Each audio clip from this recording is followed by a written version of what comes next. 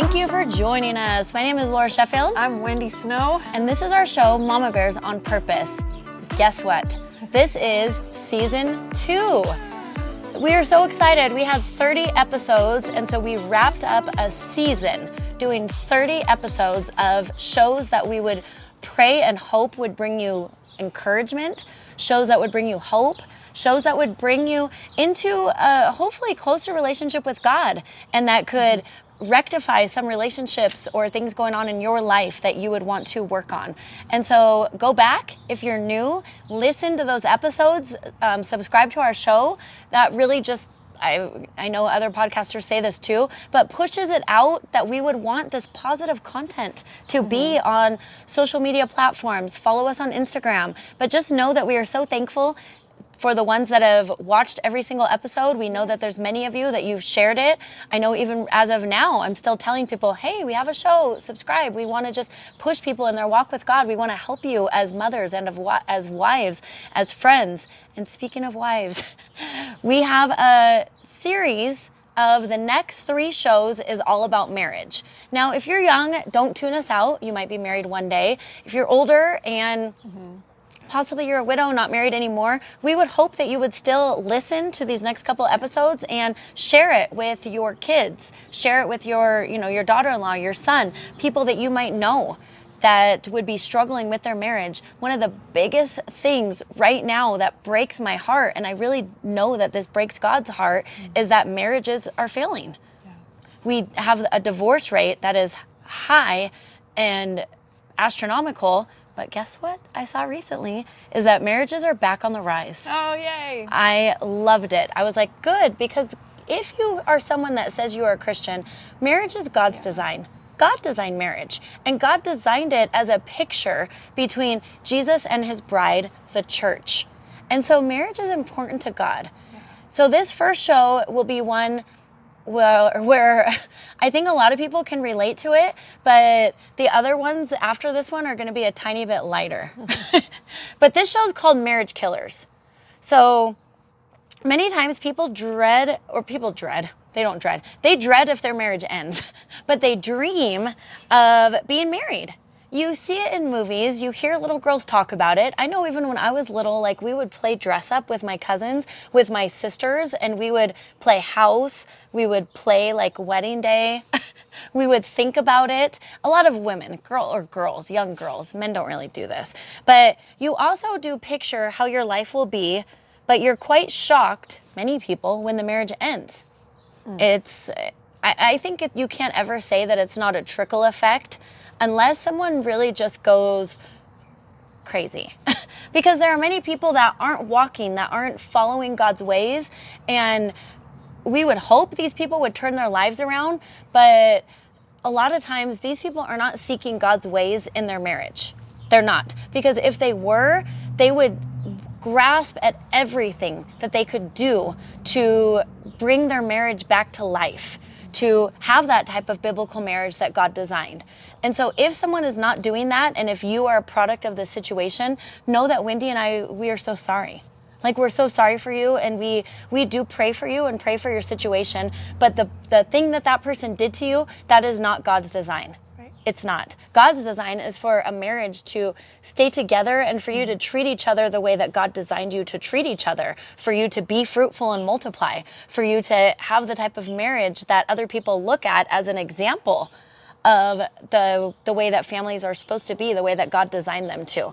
And so when I say your marriage may have gone sour or one or both spouses aren't happy, there are things that we believe that you can do to turn that situation around.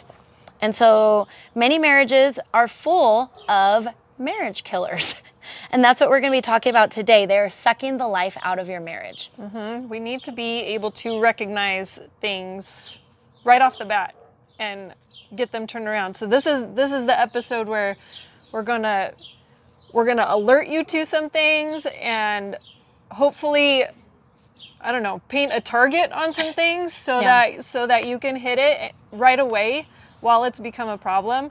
Because when things start going sideways in marriages, our human nature locks onto the emotion about it. Yes. And we are so consumed with the emotion that it charges up in us that we forget to live in the obedience that God calls us to live. Right. So our obedience gets pushed off to the side because we're hurt, we're angry, we're resentful, we're bitter about whatever the other person did. Yeah. And we have to, I don't know if you've noticed, but in the Bible, God doesn't say a lot about our feelings. No. Other than to get rid of Anger, these bad malice, things. Anger, yes. resentment, bitterness, all of that is, we're supposed to get rid of it. He talks about forgiveness. And to walk in obedience after, once we get rid of it. So we're not to be consumed with our emotion, and so often we get locked into that. Yeah, and we're living in a culture that thrives on our emotion. Yes. I see so many commercials even recently as of, I don't know, and we don't watch a ton of TV, but just the therapist. You can have a therapist over the phone. You can do this. All these medications, these different things that to kind of even, yes, you want to deal with things you're going through, but to numb the emotion of things. Well, what we want to speak into today is even the red flag element. And not for you to point fingers, not for you to say, oh, well, that's what he's doing or that's what she's doing. These are marriage killers that could come up at almost any season, any week, any day, any minute, any month, because we don't know what is going to happen in each one of our lives. All our families are different. And so it might be that there is some catastrophic or traumatic things that happen in a family or in a marriage. And then how are you going to be dealing with it? Right. And so that's what we want to speak about today. What is going to be your reaction in your marriage for these things that you're going through? So I'm going to read a verse before we go into the marriage killers. And if you have a notebook and a pen, you might want to take notes about what we say, because they're kind of like different points of the things that you want to watch out for. But here we go in the very beginning. That's why I really do recommend you reading all of the Bible, but you can see so many things that speak into the culture that we're living now from the very beginning. Like what God created in the beginning was good. What God designed in the beginning was good. God designed family. God made man to work and tend the animals and tend the land. God designed marriage. God designed us to have a relationship with him from the beginning. Adam and Eve walked with God. They had a relationship with him. Sin entered and ruined all that. So in the beginning, God said, it is not good for the man to be alone. I will make a helper suitable for him. That is Genesis 2:18. So from the very beginning, God said he didn't want man to be alone.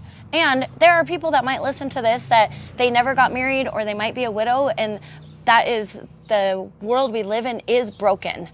But God did not intend for you to be alone. And if you were blessed enough to find a spouse and be married, that is part of God's design. But now your design is, part of what I read, you're a helper to your spouse. And so God designed Eve to be a helper to Adam, but also Adam had his specific roles because God designed both of us to have our unique roles for how he created us. So when you see back in the very beginning, you will see that many people have diverted from God's design in the beginning. Okay, isolation is one of the first marriage killers. So really, isolation is a clear tactic of the enemy, but in marriage, it is especially dangerous. We may need space. So we all hear that, like, I need my own space. I have my own hobbies. I'm going to go do this. This is what I'm going to do. Well, if we allow that to be our mantra, like something we kind of hold to forever, like all the time, then it's not a good thing in a marriage. So you really have to watch out for that, especially if one or both of the spouses is going through something. Like it might be that you're really mad at that person, or it might be that someone has passed away in a family, or one of the people in the marriage, their mother passed away, their sister, they're going through something, and then they just continue to want to be alone. Those things are not going to help a marriage. A marriage is supposed to be that you are one flesh and that you go through things and you go through it together. So be careful of that isolation factor. You might have friends, you might do something separately from each other, but a marriage lived in any type of isolation for too long is not healthy, and you can't say that it's thriving. And it's not healthy for kids to see that you're just separate all the time. we should be doing life together even when you don't like each other. And I'm going to speak into what Wendy said a little while ago to your emotions, even when you don't feel like it. It might not be that I like Matt all the time or that I like, you know, what he says or possibly a decision that he makes, but that's my husband, that's my kid's dad, and this is my partner. So I do suck up my feelings sometimes and just say, I'm gonna do my regular marriage things. I'm still gonna make his breakfast. We're still gonna eat dinner as a family. I might not have loved that plan that he did or whatever, or that he said he wasn't gonna go with me to this certain party because he was just tired. I might not like some of those things. But that doesn't mean for the next week I cut him off and just go do my own thing. I'm not gonna do that. Yeah, I did do the quiet treatment for a season in my marriage because I thought I'm an introvert anyways. Right. So I'm going to go inside myself and just process for a while anyways. And I can't have other people around while I'm processing because noise doesn't help me do that. So I did do the quiet treatment for a while. I realized, I don't know, probably around year 4 or 5 that wasn't working and it wasn't going to accomplish anything. So I've tried to start when I wanted to go into that place. I've had to paint a target on it, recognize it. I can't go in that place. Yes. I cannot go in that place and be alone and be quiet, not respond to him, not do things for him, not be there for him. Like that is not exactly how I wanted to live in this marriage. I wanted to be the wife that follows Christ. And so I'm gonna, like you said, go do the normal marriage things, even though I don't feel like it. And amazingly, can you believe it? Yeah. I don't go into my quiet place anymore, and I don't. Well, and it's a discipline. Do that. Yeah, it is. I think we want to discipline. say like spiritual disciplines are like prayer and going to church and, you know, reading your Bible, and those are spiritual disciplines. Right. But you have recognized something and made it a spiritual discipline. And I've done the same thing, but it's not easy. No, it's like not easy. It is a lot easier to just go with what your feelings are, but it's not healthy and it doesn't help your marriage. Right. It's a marriage killer. Definitely. Yep. Another one is insecurity. So I know I'm going to be speaking to people when we say this. I know Wendy and I are going to be speaking that because we live in a culture that lives and breathes on our insecurity.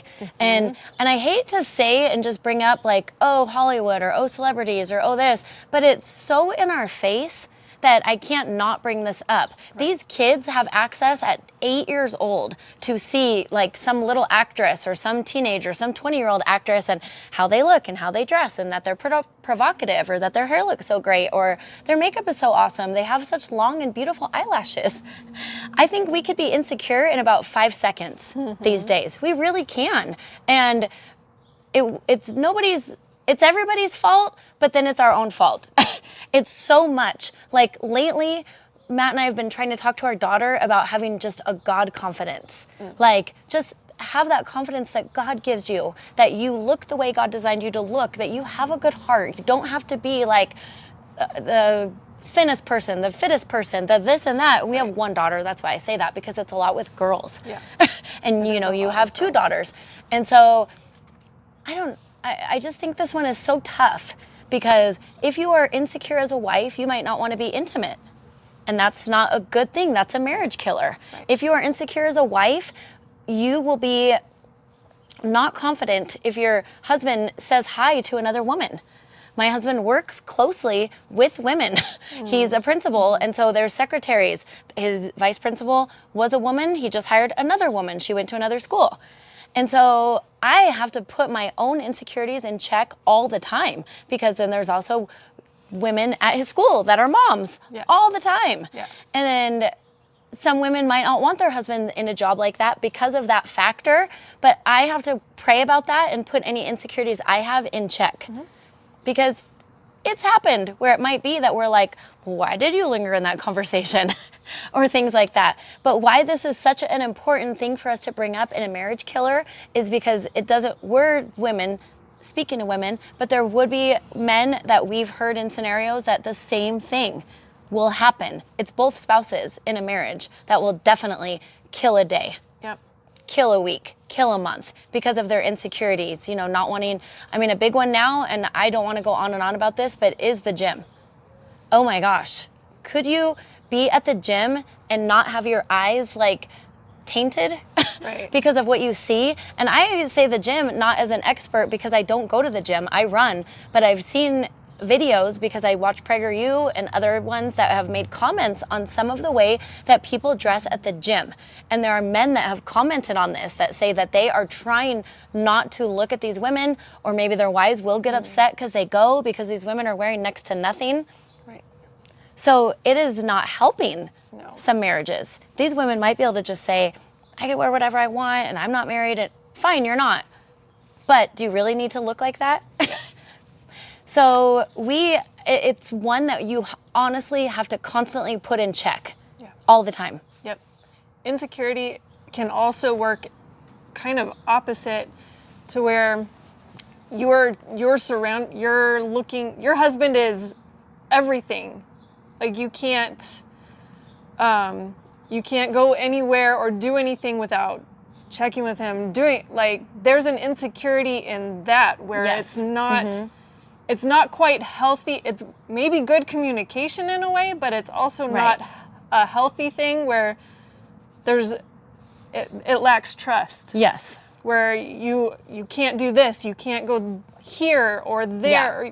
Even just a trip to the grocery store is an insecure thing to where, okay, I'm just going to make sure that he knows where I am. Well, and I think that could also be brought into a marriage. Yes. If you've had adultery happen, or even if maybe the person wasn't married, but you had a boyfriend or a girlfriend and they cheated on you. Yeah. And then you bring that into your marriage. Yeah, we bring a lot of things from our past into our marriage. But insecure is where you're looking for who you are in other people.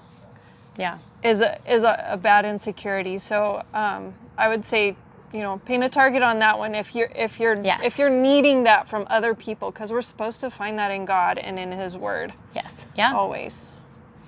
It's an important one. Indifference. I don't think about the word indifference all the time, to be honest with you.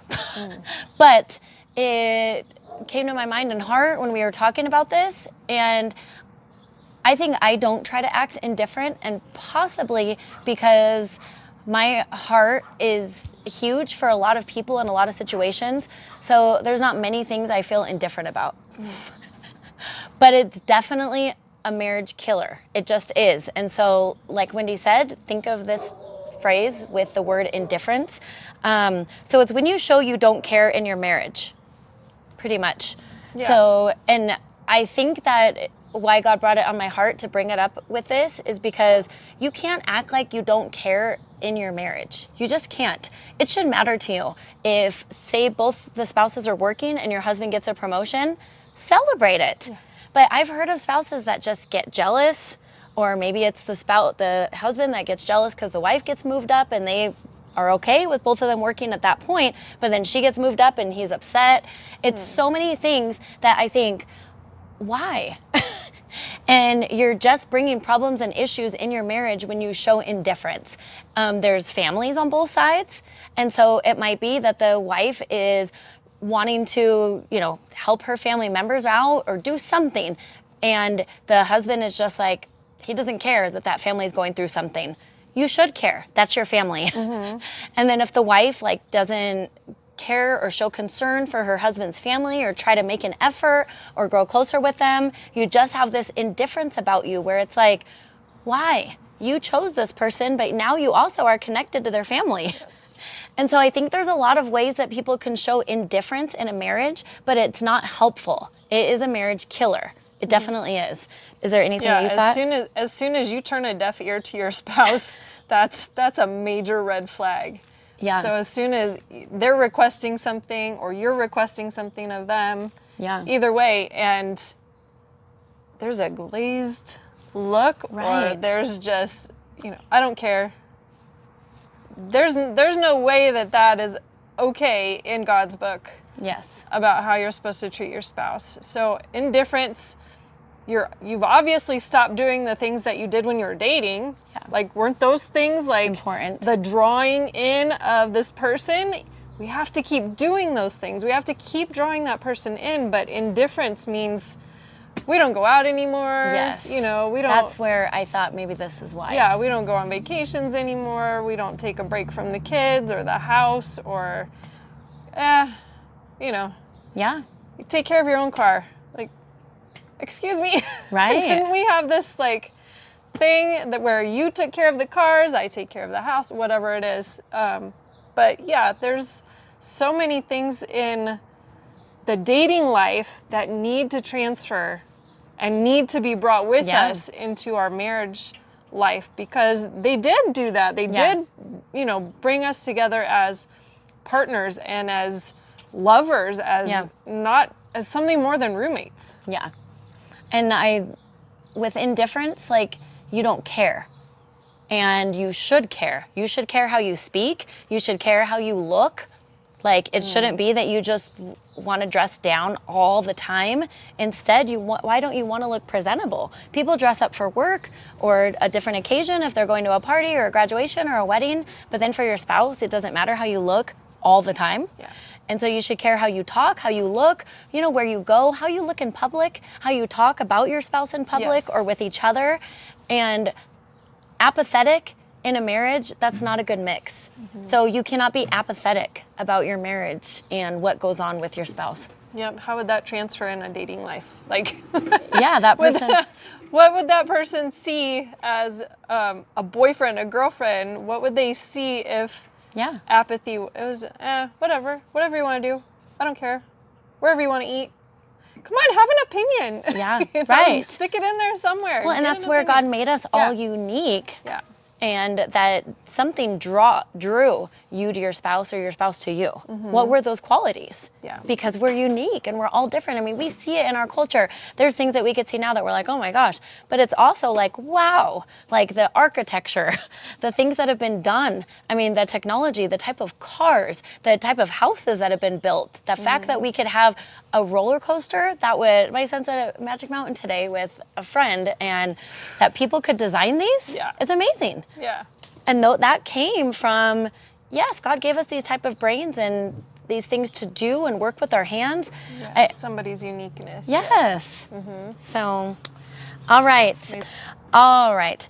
So another marriage killer, I guess this speaks directly to women, which is fine, but is not submitting as wives. Whew. I said it. I just said it. I can't take it back now. Sorry, not sorry. Sorry, YouTube. But this is something, I don't even think it's an age-old debate, but I do think that in this culture, it's almost like taboo. Like, you can't say that word submitting. Well, Winnie and I both agree, like, it's a mutual submission, yes, but there is a certain role. Like, wives and husbands have different roles. That doesn't mean you're less than. So if you're someone that is new to reading the Bible or a new Christian, don't say that what we are reading when we read the Bible is for you to just be some type of doormat. We literally, thank goodness, but had a bridge right before this onto each person's unique ability. I mean, even like my mother-in-law made these beautiful, beautiful quilts. She sold them, made them for the grandchildren. She had these traits that were just like undeniable, that God put in her, these creative qualities. And we loved it. We loved those type of things. But we're all so different. But it definitely speaks to wives and the way that you're supposed to behave in a marriage. Yes. And when a wife does not behave a certain way, when you just always want to insert your opinion, always want to be right, always want to be the one to say, this is how we're designing the house, this is where we're going, this is where we're going on vacation, this is where the kids are going to school, this is where you're going to be after work. No, you cannot play golf or whatever. Those are not going to help you. Yes. And they are definitely going to be marriage killers. So let me read you what God's word says about what it would look like if a wife submitted. And I'm just reading it straight from the word on this one. So 1 Peter 3:1-5 says, wives, in the same way, submit yourselves to your own husbands. Your own husbands. There's something right there. That and if any of them do not believe the word, they may be won without words by the behavior of their wives. To me, that's amazing in itself, because that's what we spoke of a little while ago. They'll be won over by your words, by your patience, by your patience, by your discipline of you just still reading the word and going to church, even if they are not doing that. But you're still doing it. The way you speak with them, the way you love, the way you cook their favorite meals, they would be won over. I mean, that's amazing. God gave you a ministry right there in your marriage. Yes. And it's by your behavior. That's why you need to realize that God cares about your behavior. When they see the purity and reverence of your lives, to me, that's so amazing even in itself. God calls us to be pure. God calls us to reverence. Your beauty should not come from outward adornment, such as elaborate hairstyles and the wearing of gold jewelry or fine clothes. Does God say we can never wear nice clothes or gold jewelry? No. It's that the emphasis is not on those things. Rather, it should be that of an inner self, an unfading beauty of a gentle and quiet spirit, which is of great worth in God's sight. For this is the way of the holy women of the past who put their hope in God to adorn themselves. They submitted themselves to their own husbands. I just love that. I think it's so important. We have this culture of women where many phrases, catchphrases have caught on and are teaching it to young teenagers, 20-year-olds. And guess what they are? Girl boss. Guess what they are? I can do anything. Guess what they are? A girl can do anything as good as a guy. These are not the things that God says in his word. God says that what happens when you have a gentle and quiet spirit, you may be able to win your husband over. And that's not just your husband. It's that other people are watching you. Your children are watching you. Your grandchildren are watching you. Your nieces and nephews are watching you, are watching how you treat your husband. It's huge. Yeah. And people think the word submission means to have him lord over you as some kind of like, he's the king and you're the servant. No. That's not how this goes. King and queen work together as, as the monarchy. That's the monarchy. It's not the king with the queen and the servants. The king and queen reign together. So if you think about it, you're submitting to who God created, like Laura read in Genesis 2. You're submitting to you're submitting to God first. Yeah. Right? Just because he made you, you're submitting to who God created the man to be. He created him to be the provider. Not that you can't have a job too, but that you don't look down on his job, whatever that is. You don't talk down about his job, whatever that is. You don't see his job as inferior to someone else's husband's job. Yeah. There are ways that submission comes out all the time. So having a lack of submitting to him as your provider, who knows, you might make more than him, but also to not dump that on him as you're not providing. It's not. He's also part of the deal. He's provider. He's also your protector. God has placed the man over the wife as protection, over the family as protection. And when we don't submit to that, who's protecting? Who's doing the protecting? Right. Who's doing that, building the fences? Who's building, the walls of the house? Who's making sure that there are boundaries that the family is safe under? Yeah. It's gotta be the man, and he answers to God for it. Yeah. So he needs to have that role, and we need to submit under that, but we're there to help, hold this piece of fence wood, like while I nail it in, we're there to help. And he's also, the husband is the one who also gets to say how many kids you have, and he's the procreator. So if that's not happening, it goes into our next point here. But if that's not happening, then it stops with us, and we can't have the generations stop with us. Right. No, it's so true. So true. Another marriage killer is lack of intimacy. There's a lot we could say about this, but you know what we're talking about. And you might be watching this while you're doing the dishes or folding the laundry, which we hope, or driving with children present. And we'll keep it G-rated. Yes, but this could be anything, and really think about what the love language is for your spouse. But a marriage killer is if you don't do this. really. If you can think that it's been a couple of days since you've touched your spouse, just had a morning kiss, whatever it might be, that you're somewhere, whether it be, church or a family event, and you don't hold hands anymore, or just sit next to each other or be next to each other. Sometimes when Matt and I go to family things, he's talking to his dad or his brother, I'm talking to ladies, but we'll still check in or say hi. We're not next to each other holding hands. Like, we've been together 22 years. We're not gonna do that every time. But even as of today, both my kids are gone. One went on a mission trip, one went to Magic Mountain. So we are gonna go on a date tonight, and we were talking about possibly going away for one night in July. But you talk about those things because you have to create intimacy sometimes. You have to think about it, and it should be that you think about it. But if you don't, and too much time goes by, I promise you, it's a marriage killer. Right. It's not gonna go well. It fuels other things to where it creates the isolation. Yes. It creates indifference. Just having that intimacy creates these other things that we were talking about before that it could help build. Yes, it's so important. And sometimes I don't realize that Matt will even be like, oh, like if I'll just come up to him and we're even just at home and I've sat next to him, because there's always stuff that you're doing. You can always get busy. You can always be tired. Yeah. But like Wendy said a little while ago, you push through those feelings because we all have them. Right. And God tells us to get rid of the feelings and be obedient. Yes. That's basically what he says, because our feelings, all through the Psalms, you can read how David feels this and he's feeling this and he's feeling this. But I praise you, Lord. I worship you. I fall on my knees. I proclaim you in the sanctuary. Yeah. He's doing all the obedient things, even though he feels like crap. Yeah. Even though he's feeling this way. So we are still called to obedience no matter how we feel. Yeah. And as hard as it is, I have seen the beauty of, even if my husband grabs the remote first in the evening, I grab it out of his hand and set it down and say, we're not doing that tonight. And it ends up being a beautiful thing. Yes. Yeah. I like that.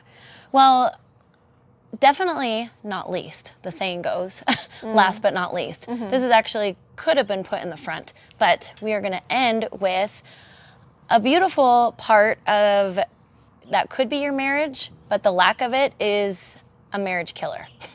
And that is the lack of spiritual connection. And granted, we know that sometimes there is marriages that you get married and that's your spouse and you are not equally yoked.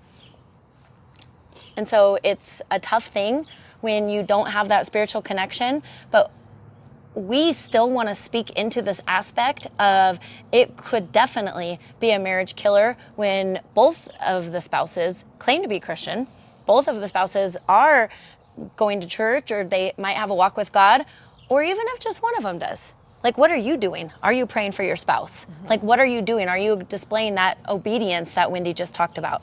So a lack of spiritual connection could be a marriage killer. If you know that you should go to church together, but you don't, and then time just goes on. Maybe you don't like your church. Fine. Find another one. Make it a spiritual discipline that you go together as a family. Prayer. Matt started years ago that we would pray every morning before we leave, and so now it's weird that we don't. So even today, we were dropping Sage off for her mission trip. My youngest was going to Magic Mountain, but we prayed. We prayed for the day. But that happens at night also, because we read the Bible as a family. That happens where Matt and I sometimes will just stop. I'll get a text. I'll be crying about something that happened, or who knows. So we pray as a family for that situation.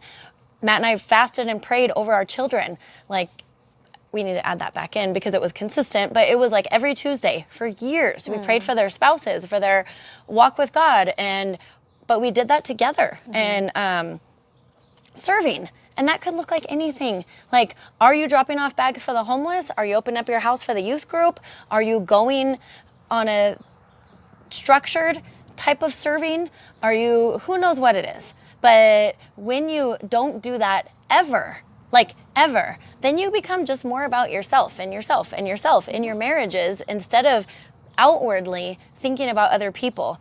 And then not seeking God's will or guidance is definitely a marriage killer, because then you just go your own way. So a lack of spiritual connection is definitely a marriage killer. Right, and you know when God says, when Jesus was talking to the disciples, and you cannot serve both God and money. Well, if one spouse is serving one, the other spouse is serving another, like it doesn't work as a marriage either. Yeah. So you have to be able to come together in some way, finding those, finding the common things. If you can't agree on, let's agree on a church. Let's agree on, what the kids are going to do. Let's agree on the Bible book that we're going to read this month. Let's start working on finding an agreement. But yeah, lack of spiritual connection is really hard. And I've walked through some of that myself, just knowing that he's on a different journey than me, just having to have that mindset where, okay, I'm just on a different path. God's got him on a path, and I can see it. I can see what God's doing, and it's beautiful. And ask God to open your eyes to those things because He will.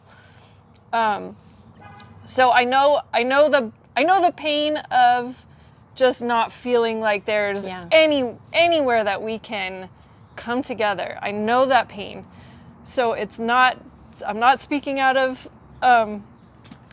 turn here. But we need to be first praying for our spouse, praying that God shows us, where are you leading him, or are you leading him, or what are you doing with them? Help me to see a glimpse, Lord. Just give me something. And He'll do it. Yeah. He will do it. He will be faithful, and He will do it.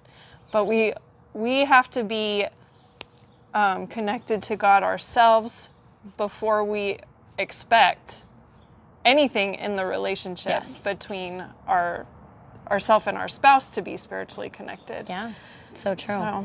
But we've seen transformation. Yes. So that's why this show is vital. It really is. And so share it with those that you know. But if you see these marriage killers polluting your marriage, recognize them for what they are. It's not something to be condemning or where we're saying, oh my gosh, it's not ever going to make it. No, like we pray and hope that your marriage will be transformed and that you would walk in the way that God calls you to walk. And we've seen it. There's many stories that we could tell. There's a lady I just saw this morning that I remember when Sebastian was 4, she was one of his teachers at church. And I think we asked her what a prayer request of hers was. And she said for her husband. And he's one of the ones going on the mission trip today. But he didn't go. She was by herself. And so God is a God of miracles. He's a way maker. But if you recognize them and then allow God to breathe life into your marriage, allow Him to. Yep. So. And there was one last thing that I thought of. Maybe go back and listen to Open Doors, our episode Open Doors, where we talked about boundaries, and having those boundaries in your marriage is vital. We talked about it in a bunch of different relationships in a bunch of different ways, but like we said, building that fence around your marriage, around your life, and not letting people dump what'd you say, horse poop into your fence. You wouldn't do that in your yard. You wouldn't let somebody just throw their garbage over into your fence. You need to build those boundaries. So having boundaries in your marriage or not having them. Well, it's huge because then it will prevent the insecurity. Like, do you say to your spouse or have conversations, like Matt and I've had the conversation about not riding in the car alone with someone from the opposite sex.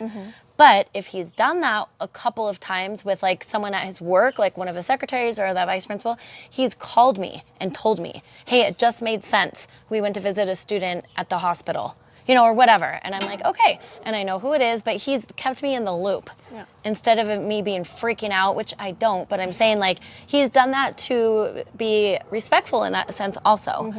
Because there's not a lot of people I would just ride in the car with like that. But and to also have an out.